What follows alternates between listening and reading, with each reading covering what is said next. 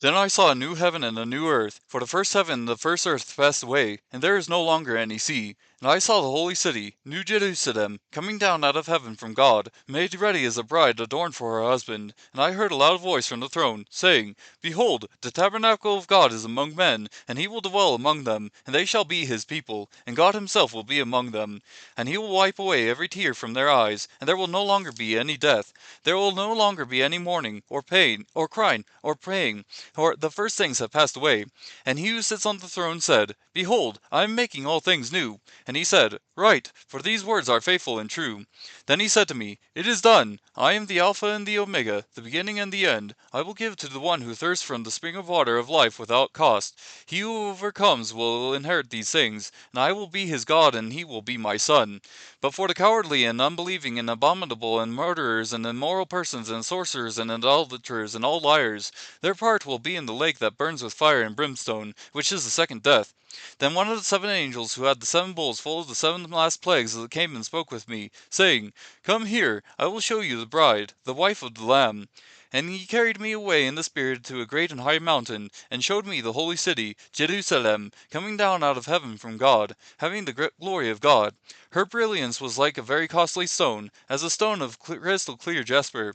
It had a great and high wall, with 12 gates, and at the gates 12 angels, and names were written on them, which are the names of the 12 tribes of the sons of Israel. There were 3 gates on the east, and 3 gates on the north, and 3 gates on the south, and 3 gates on the west. And the wall of the city had 12 foundation stones, and on them were the 12 names of the 12 apostles of the Lamb. The one who spoke with me had a gold measuring rod to measure the city, and its gates and its wall.